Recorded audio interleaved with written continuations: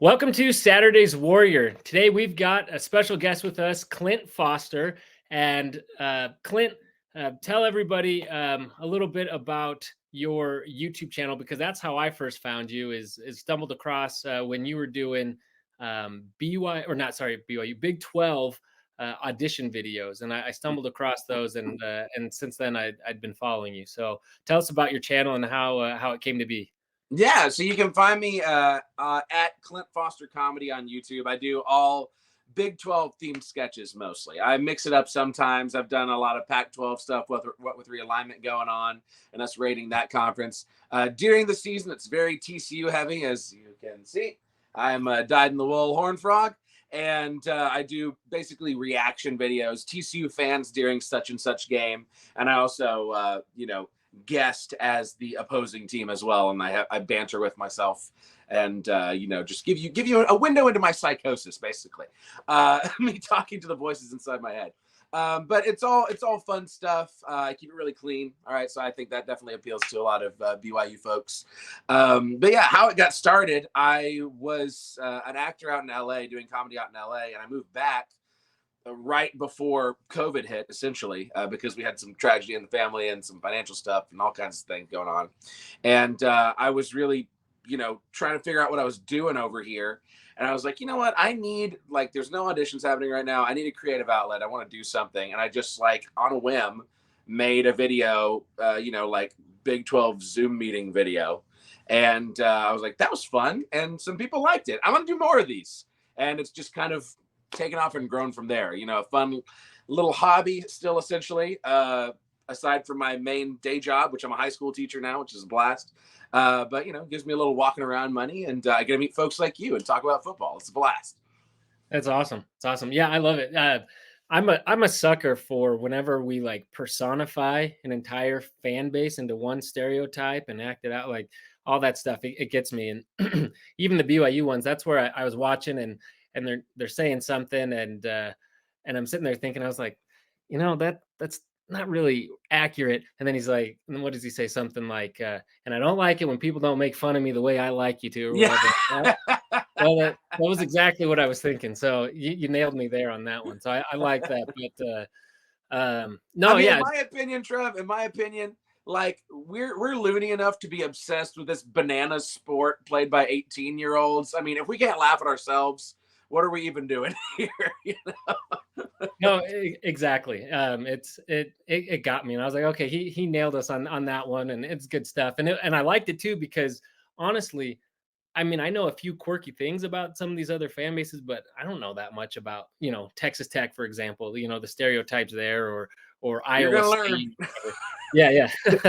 So I was excited. So I was watching all that and like, okay, so I got to learn about this tortilla thing or whatever, So, well, cool. Yeah, this video is another one in the segment. Each week I try to get a different guest on from the fan base of the BYU's opponent of that week. Obviously, this week a big game in Fort Worth of BYU TCU getting back together after many years apart, and didn't end so well in my perspective. From our point of view. From the last bit we were playing, but really right there at the end of the Mountain West days, it was, between BYU, Utah, TCU, we're all fighting it out each year for the championship. Now, next year, we're getting everyone back together. So how do you see that playing out? Like, does TCU still feel a sense of rivalry against these teams? I know, like BYU, for example, at least me personally, like TCU's kind of been off the radar. And last year we kind of begrudgingly rooted for TCU because it was, you're the underdog and we wanted to see you succeed in the playoff. And so I don't know. I have mixed feelings, but and I think it'll be fun to have the rivalry. But do you think that still exists on the TCU side? And what are your thoughts on Utah joining the conference? So it's generational, right? Anybody who is of our age, Trevor, if you're in your 30s or older, and you've got memories of those Mountain West days, like when TCU was in the Mountain West, that was when I was in high school and in college, right? And I mean, for me, I'm super excited about playing BYU again. That was a very fun series. That was a hot rivalry, but it wasn't one where I was like, oh, I hate BYU. It wasn't but I was always excited about those games. That was always a team that I definitely wanted to beat. So people of my age group, like my college friends, we're excited about this. But anybody younger than us who doesn't have any kind of connection, I think it's something that could certainly build into a fun rivalry again, but they just don't have that frame of reference, you know? And now, as far as Utah is concerned, I've always hated Utah. Like, screw Utah.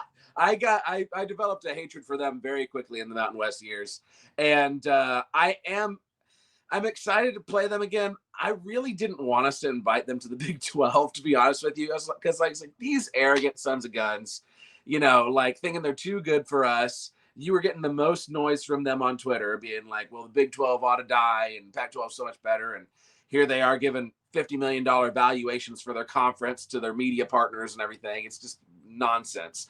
But and no, that's not to say. I mean, I've met wonderful people from Utah. I made a friend in LA from Utah. I don't know if you've ever interacted with Wild Ute on Twitter, with the Big 12 Mafia show. Wonderful human being. Wonderful human being.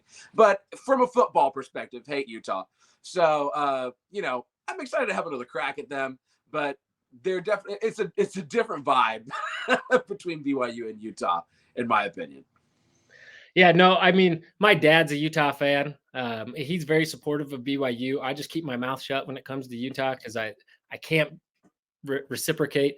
But yeah, I found it amazing. Like, I knew that BYU fans, obviously, as our primary rival, didn't like Utah, but you know, it was just I thought that was just, you know, standard issue rivalry. But yeah, this whole Twitter thing and on how all this has played out, it's been amazing at how they've turned an entire conference against them. And then there was a lot of backtracking once, you know, they got the invite and they were coming Yeah. and trying to mend bridges. And I was like, man, this is not a good start. And yeah, I had mixed feelings about bringing them in too.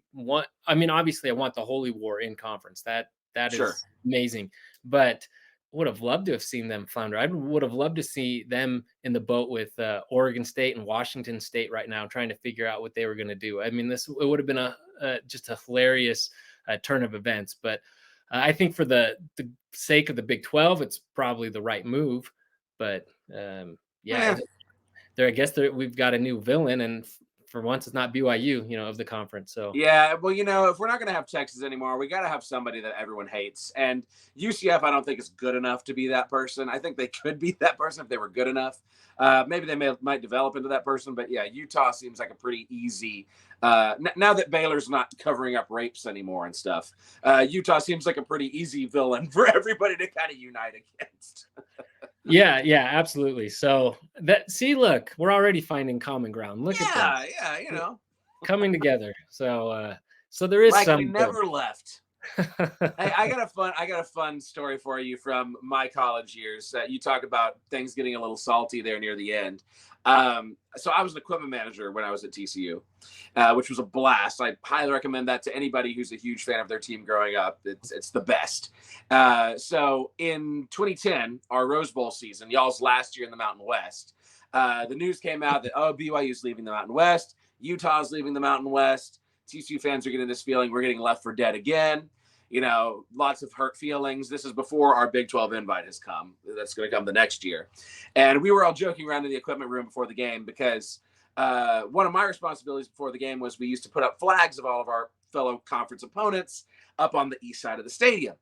And I was like, hey, wouldn't it be funny if for this game, we weren't playing BYU yet, but it was after the news had come out. And I was like, wouldn't it be great if I put the BYU flag upside down? And my boss, Matt Lewis, is a wonderful human being. He kind of goes, ha, ha, ha, sure. Like, you're not going to do that, idiot. Like, you know, but me being a dumb college kid, I'm like, well, hey, he didn't say no, right? So I went and hung the BYU flag upside down. And it was like an international incident there for like 15 minutes of like message boards lighting up. And look at what TCU thinks about BYU. And he's like, change that flag right now. Like, we don't need any of this heat coming down on us. But yeah, just something stupid that I did. Just as a little like joke, and apparently caught some eyes on some Mountain West message boards back in the day. those message boards. Yeah, man, can you imagine if Twitter had been around? It was in its infancy for sure back then. Okay, well, yeah, that's true. Anyway, so yeah, I just think it's funny because I knew TCU kind of hated us, and I didn't really fully get it. I was like, I don't even care about TCU. I mean, yeah, they're pretty good, but I don't know. I didn't really get it. And then was It it was oh because nine? y'all were beating us, is why. Yeah, and it was like 06, 07. Those were back-to-back big wins for BYU. 06 was a big one because we had beaten Baylor, we had beaten Tech, we were feeling on top of the world. We're like, we're going to win the Mountain West a second straight year, and BYU just absolutely humbles us. And 06, 07, it was like, we got to get back at BYU. So that was what 08 and 09 were all about. We're like, now we're going to exert ourselves as the top team in the conference. And then 2010, that was just like, oh, these guys, they were leaving us for dead. We've got a lot of wounded, deep wounds from when the Southwest Conference died. A lot of TCU fans, right? People thinking that we're not worth anything, we're not good enough. So, and I mean, I don't know that this was necessarily a sentiment that was shared by everybody. Just me as a sophomore in college, I was like, screw those guys, man. I'm going to turn their flag upside down. And I got in trouble for it. Well, yeah, I just remember, I think it was 09 game day came to Provo. Yes. And that was miserable. So my wife, she was my girlfriend at the time, comes in town visiting, and I ditch her to go to this game. And of course, I'm the kind of guy that stays to the bitter end no matter what, because you can't leave early. And she sees the score and she's like, "Why are you leaving me hanging out here on this couch while you're at this game?" And I got in trouble for it on top of the miserable loss. But anyway, so anyway, let's talk ball. So we got a big game this week. Hopefully it'll be a fun one to kind of rekindle some of this the rivalry. And unfortunately, I'm nervous, Trev. I'm nervous. this looked like one that people weren't exactly sure what to make of TCU coming into the season, because you just went on that amazing run to the national championship game and turned over almost all your offensive starters. Is that right? Yeah. It was like all but like 4 or something. And yeah, pretty much. And so, but still look pretty good. There's disappointing loss in the beginning of the season, but I don't think there was any shame in that. Like, it was a fun, exciting game, and it was a close one. But there's been a couple surprise losses, and now losing Chandler Morris on top of that. So, having set up all that, what do things look like for TCU? I mean, how is this going to impact the offense? What's really going to be the strategy coming into or going forward in the season? Well, that's the $1 million question, Trevor. I mean, what is the offense going to look like? This is an offense that's really struggled to find its identity here so far in the season. Started out really strong production-wise against Colorado and then Nicholls State and Houston. 2 terrible teams, and one team we had absolutely zero film on. Which, by the way, if we throw one less interception in the red zone, we win that game. That's been the hallmark of this offense, is no clear identity. A lot of talent in the skill positions, but horrible execution in the red zone. One of the worst red zone offenses I think I've ever seen at TCU. I mean, move the ball incredibly well in between the 20s. You get there and it just dies. Now, I think, and a lot of TCU fans think, that Chandler Morris has looked a little bit like a head case this year. I mean, no disrespect to the guy. Wish him all the best, love him, but you can tell he's overthinking things. He's trying to force things that he shouldn't be forcing, and that's led to a lot of senseless turnovers. Now, the only way we're going to be successful in this game is if we can ride Emani Bailey. Emani Bailey, I think, is, in my opinion, the best running back in the entirety of the Big 12. And our offensive line does a lot better job run blocking than it does pass blocking this year. So if I'm BYU, I am daring Josh Hoover to beat me. I'd be doing the same thing if it was Chandler Morris, okay? Josh Hoover, it's going to be really, really interesting to see how he is able to respond with a full week of practice with the ones, and also not being thrown in and like, oh my gosh, now what do I do, right? He's preparing as the starting quarterback. By all accounts, he's super popular with the team. He's not as mobile as Chandler Morris is, but he is much more accurate with his deep balls. Okay. So for BYU fans that remember Casey Paha, right? Think more Casey Paha and less, not to compare Chandler Morris to Trayvon Boykin, but somebody who's mobile, right? Somebody who can move around and create outside of the pocket. So if Chandler Morris, or excuse me, if Josh Hoover can open up the run with his passing, like let's say he has like a 200-yard passing day, right? Just something serviceable, then this is a game that we can win. But it's going to be an extremely physical game. I think it's going to be vintage TCU, BYU in that way. I'm expecting super physical.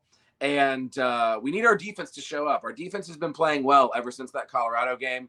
We're going to need every bit of their best game against Keaton Slovis, and that, I mean, BYU's got a great offense, especially great 2-minute offense. Yeah, but we've struggled with the run and really trying to find that. And so I don't know. I don't get the sense that TCU is going to be the game where we all of a sudden find our running game. But People are saying that on Twitter, but like every time I've watched BYU, I've been impressed. I think that y'all look good. yeah, no, we definitely, and especially in our passing game, and our receiver, we've got a deep receiving core, but a few guys banged up, but we brought in some guys from the transfer portal, and for the most part, they've done pretty well. And Keaton Slovis, he doesn't sometimes.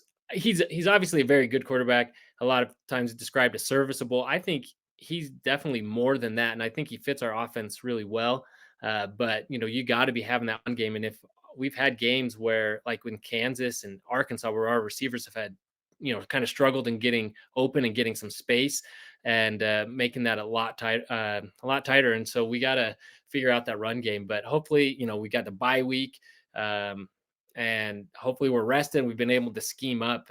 It'll be hard too because we've got a different quarterback than what the rest of your film shows. And so how yeah, and like you said, I think it's funny that you said the TCU's offense has struggled to find its identity this year because putting up points really hasn't been an issue, at least in the beginning of the season.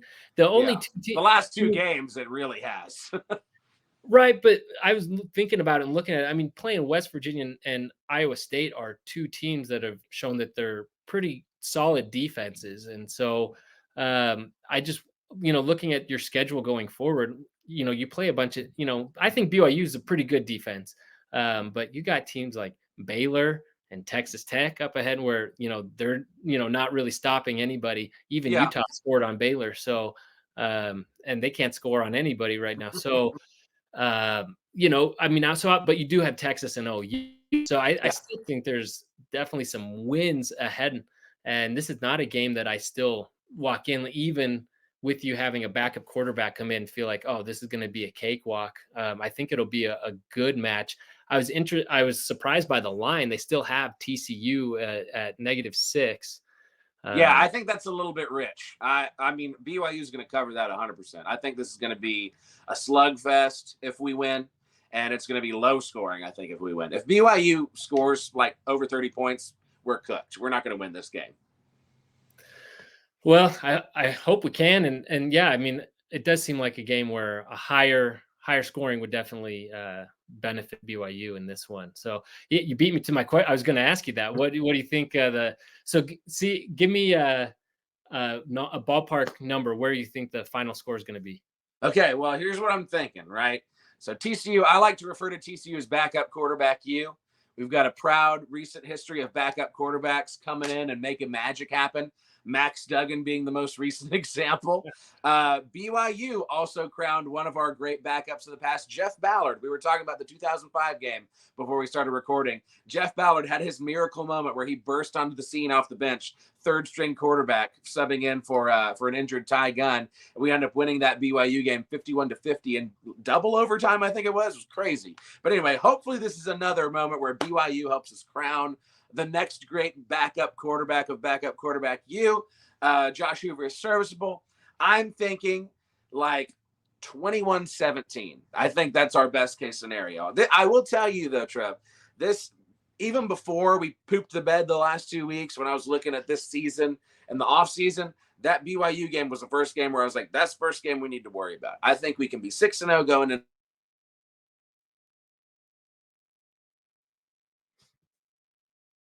With you. Yeah, I lost you. I don't know if that was you or me. It was me. I got people trying to call me. But anyway, so this was the first game I was worried about, and I'm just as nervous about this game as I ever was, if not more. But I do think it is a winnable game, and we win it if Josh Hoover can help us open up our run game, and we ride Emani Bailey like the hoss that he is. Yeah, I mean, I think you're right that BYU is definitely, when it comes to the run game, I think we definitely just got to load the box and make him beat us with his arm. And yeah, you should. And we should. The problem is our secondary is banged up. Now we've had some other guys showing flashes, but we'll see who comes back too. We've had some injuries, especially on defense, and so we'll see. There's a lot of people who are questionable, and I don't know if they've announced everybody that'll be coming back this week. So I'm hoping we get some of these guys back, and then I like our chances better. But no, I had TCU the same way in my preseason predictions. I had TCU 6-0 through the. You played 6 games, right? Yeah, through the beginning, and I still had 3-3. I still actually had you beating BYU in my preseason pick, but I think the same point is that I think that's your first test in TCU. I figured, okay, well, they're gonna have a cakewalk at the beginning of the season, and then they get into the thick of their schedule, playing tough teams like TCU and Baylor. Of course, I was wrong about those two, Texas Tech and Baylor. But but you still, like I mentioned, still have OU and Texas in front of you, so it's going to OU's a lot better than anybody thought. I mean, that's a good team. That's a very good team. Yeah, I thought they were another one that was benefiting from a weaker schedule, but I was like, I don't know if I buy all the talk on Oklahoma. I think they'll do well because their schedule's easy enough, but I don't know if they're all. I felt like it was too much hype and that they were going to come back down to earth, but I don't know. They showed last week that they can hang with Texas, so I still think Texas is the better team. But that's why you play the game. So, no, I'm definitely intrigued. This is a fun one. This is one I was looking forward to. I was dreading. I'm a little more hopeful. Of course, you never want to win the game because somebody's injured or somebody injured, then all you can do is play who's in front of you and take advantage of those situations. But Kansas, Daniels went out the next game, so prior to playing BYU, and then played BYU, and then he went out when he played Texas the next week. So great luck, right? Yeah, I know. For y'all. So this time around, maybe it's good luck for BYU. It could be bad luck, like you said. Maybe you get backup that comes in, and like you said too, having a full week of practice under his belt. Maybe he's ready for it. So all we can hope is that the moment's too big, and that we can shut him down. But yeah, I think he's gotten over the moment being too big, because literally his first play against Nicholls State and his first play against Iowa State, he fumbled the opening handoff in both of those games. So that's why I'm thinking, like, now that it's finally not a situation where it's like, oh my God, Josh, get in there, go, right? He's had a full week. I think he can wrap his mind around it. I mean, this is a dude who played 6A football in Texas. That's the highest classification of football we have. I think it was Rockwall Heath where he played. So he's used to playing football at a high level, and he's got talent. It's just a matter of putting all the pieces together, and also our offensive play calling, putting him in a position to succeed. Yeah. So how has your offense, broadly speaking, obviously changing quarterback, we'll probably see more changes, but how has it changed from last year to what we see this year with Briles coming in? So concept wise, it's not all that different. I mean, Briles is historically a little more favorable to the run. Now, I say that, and you'll be watching the game and be like, why aren't we running the ball? Right. Why are we continuing to try and force passes in this situation or that situation?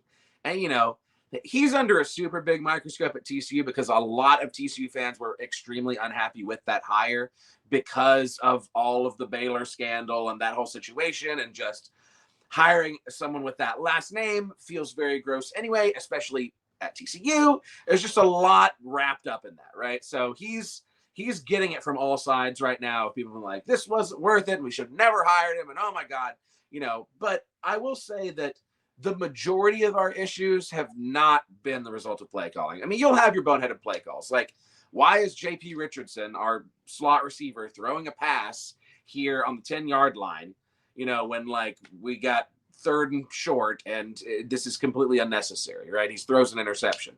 But most of our issues have been execution. It's been either because the offensive line isn't playing up to snuff, or Chandler's making a boneheaded decision. He's making the wrong read. Or our wide receivers not finishing their routes completion. They're not bringing the ball in, any number of things. So the offense it has been struggling. Really and truly, it's been struggling ever since the Houston game. That was the last time that it looked good. And, hopefully hopefully this is the change in mojo we need. Hopefully Josh Hoover coming in there, he'll be able to light the world on fire. I guess we'll find out on Saturday. You coming down for the game, Trevor? I wish I were, but I did want to ask you for any BYU fans coming down to Fort Worth, what do they need to go do, see? Where do they need to go to eat? Where's the best barbecue, I imagine? Oh, okay. All right. So, well, man, there's so many things. I'm a person who born and raised Fort Worth. I love this city to my core. Man, there's so many things I would suggest for you to do. It depends on how much time you have. Of course, Joe T. Garcia's is a Fort Worth staple. That is Tex-Mex. It's got a beautiful patio. And, if you are a Mormon who's willing to partake in a margarita, they have excellent ones. Very good food. Barbecue-wise, Heim Barbecue is an absolute must. The bacon burnt ends and green chili mac and cheese. Oh, my God. And Travis Heim is a TCU fan. Great dude. It's a great area, too, on Magnolia Boulevard. But there's plenty of other good you really can't go wrong with barbecue in Fort Worth. Railhead is excellent. Cooper's is excellent. Gosh, I feel like I'm drawing a blank now, but like there's so many good daggum places to eat. But those would be my primary suggestions. Absolutely. Oh, I'd love to make it down. Maybe the next time around. I've got a buddy that lives in, I think, Grapevine. Yeah. So they're in the general vicinity from what I gather. So, so I'd love to go down and catch a game with him sometime. But so maybe the next time we head that way. But I mean, I keep looking at this. I'm like, because I'm actually on the East Coast, and I keep talking to my wife. I was like, maybe we should move to Texas. We're not really looking to move back to Utah, but like, well, Texas, I'd be able to catch a lot of BYU games that way. So that's true. That's true. You could even make it not too far. I imagine to up to Stillwater to catch a game. It's that's a little bit of a trip. I think the last time I drove up there, I think it was 5 hours. It was 4 or 5 hours, but that's doable. It's absolutely that's about what I'll be doing to get. Hoping to go to the West Virginia game, so that'd be about the same. So that's a fun environment, man. Get yourself ready. I love West Virginia fans. That is a fun group. But the moonshine is flowing, the couches are burning. It's a whole nother world out there. Have you made it to a game there? Only as an equipment manager, never as a fan. I'd love to go as a fan. But I've made friends with several West Virginia fans through this beautiful medium of the internet and Twitter and with my videos and everything. So I would love to go back out as a fan. But I very vividly, one of my favorite memories of that game, which it was a great game in 2011 that we won in double overtime, of course, in West Virginia. There was an announcement at the beginning of the game over the PA system. It was one of those like sportsmanship things, like, hey, practice good sportsmanship, one of those type videos. And it's like, we just want to encourage West Virginia fans to refrain from burning furniture in the parking lot. Like, represent us well. And I was like, oh my God, they actually said it. They actually talked about it. If there's a rule against it, they had to call it out specifically. That's a real problem. So I went to BYU played West Virginia at FedEx Stadium. It was, neutral site, but tons of West Virginia fans out there. BYU obviously showed pretty well. And, we lost a really close one and we were leaving. And I was just like, oh man, we were just going to get it from all the drunk West Virginia fans is what I was thinking. And everyone was really cordial, really nice. Yeah. And it was really good. So I'm excited to go I think the environment there will be wild and and be a good place to go, win or lose, go check it out. And all of a sudden that's looking like a tougher win on our schedule too. Yeah. So out of the Big 12, so as an equipment manager, you got to go to, have you been to every stadium in the Big 12? I've been to everyone except for Iowa State. I haven't made it out to Ames yet. I was originally hoping to go this year, really hoping to make it out next time. That's the only one that I haven't been to of the legacy Big 12 stadiums. And of the new ones, I've been to Provo. I haven't been to Cincinnati, and I haven't been to UCF. I'm really looking forward to going to Cincinnati because when we were in Conference USA, I never went out there. So I think that seems like it'd be a cool environment. I'd love to go there too. So out of the stadiums you've been to, which ones, have the craziest environments? Craziest environments, man. That's Or a just good like most question. passionate, loudest, like ooh, the best environment, I guess, too. Ah, man. Well, Texas Tech is definitely a wild environment. And I mean, you want to talk about people who are rabid. Like you meet a Tech fan on Saturday versus any other day of the week, you're gonna get a whole different flavor of human being. Utah was very inhospitable in 2010 until we went up like 21-0 and they were very quiet for the rest of the game. We actually absolutely drubbed them. Um, they Utah, there were more like personal attacks from Utah fans than any other stadium I've been in. Like, geez, like I want to relax, like calling out specific players. I'm like, golly. Let's see. I mean, Clemson's a very cool atmosphere. Very great folks. Of course, I went there in 2009. That was before they went on their run. I had a blast at Purdue. Wonderful people at Purdue. Never been at a place where so many just strangers bought me drinks and we're just like, hey, so glad you're here. And like, let's talk about how much we hate Ohio State and, all of this stuff. Geez. But there's a lot of great places. Boise State is a wild one. Just being on the blue turf is very surreal. It really screws with your mind. And that was a great atmosphere in 2011 when we were up there. Is that the year when you guys won on that field goal? We No. won on a 2-point conversion. Okay, I was thinking different. Okay, yeah, I've been there for games too, so that's another good one. And Yeah, BYU. I mean, I know you want me to say BYU. That's a very beautiful, picturesque, and unique environment, to be sure. And also the only place where like we had gift bags in the players' lockers that were like all various like BYU alum owned like shaving cream and like all of these other like items and like, hey, here's interested in Latter-day Saints. Here's a book for you. Like, but I was like, well, this is unique. Get a little gift baskets in all the lockers. No, and I actually wasn't fishing for that. I was thinking more out of the legacy programs. I hope to make it to, it might take me a while, but make it to a lot of these other venues. I think it'd be a lot of fun. I will tell you, you were talking about Oklahoma State. Love it as a fan, hated it as a part of the team. Hated it. It is a miserable place to play as an opposing team because the sidelines are so shallow. You've got no room. You're all crammed in there with all the trunks. Beating the stupid paddles on the wall behind you. It sucks. But it's a very fun place, fun atmosphere to go as a fan. People are always very nice. It gets good and loud in there because it's nice and closed in. That's a cool spot as well.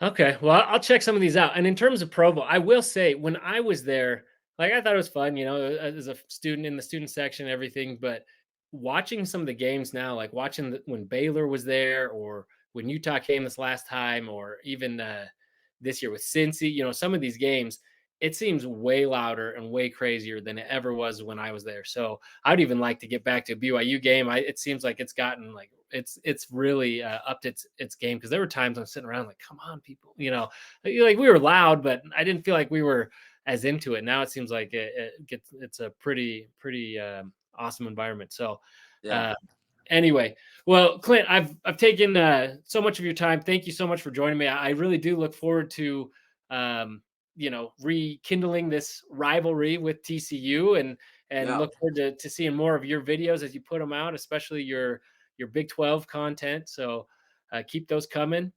And thanks so much. And good luck after this weekend on the rest of your season.